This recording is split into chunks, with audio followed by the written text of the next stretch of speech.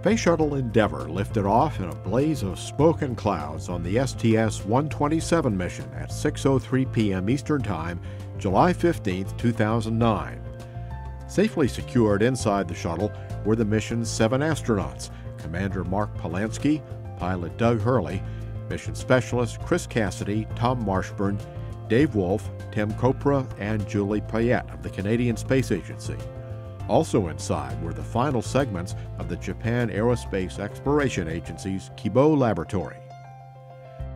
Just before docking, Polansky guided the shuttle to within 600 feet of the station and performed the flip maneuver, allowing photos to be taken of the shuttle's thermal protection system by the station crew. After docking and with the traditional ringing of the bell, here I am. The hatches between the 2 space vehicles opened, and the STS-127 crew was given a hearty welcome.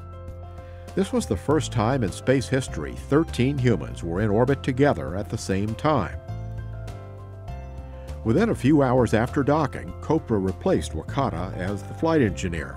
Wakata returned to Earth with the Endeavour crew after a 4-month assignment on station.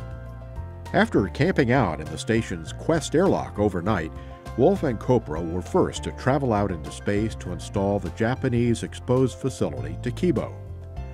The second spacewalk, executed by Wolf and Marshburn, took place on July 20th, the same day 40 years ago when the world's focus was on the first moonwalk. The 6-hour, 53-minute excursion involved a number of station hardware replacement and installation tasks. During a third spacewalk to install 6 new batteries for the station's oldest solar arrays, Cassidy's CO2 levels increased to a level that signaled an end to the spacewalk a little earlier than planned. The remainder of the new batteries was installed during the 4th space excursion, and the old ones were stored in Endeavour's payload bay for the ride home. Polansky, Hurley, and Payette, along with Copra, used the shuttle and station robotic arms to maneuver the Japanese exposed section cargo carrier back into Endeavour's payload bay. After a well-deserved day of rest for the entire crew, Marshburn and Cassidy performed the 5th and final spacewalk, installing video cameras on the front and back of the new Japanese exposed facility.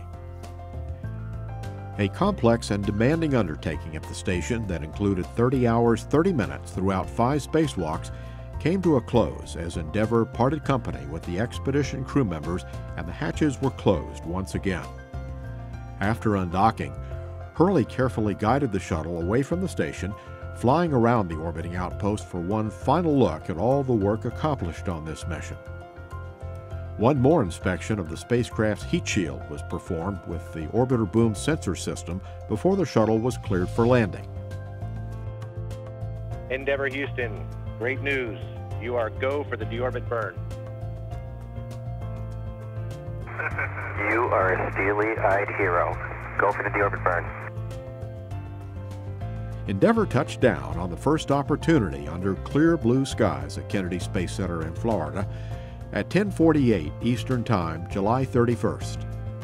A complex and successful 16-day mission packed with spacewalks, robotics work, science experiments, and completion of the Japanese segment on the orbital outpost came to a close with the safe return of the crew and a flawless landing.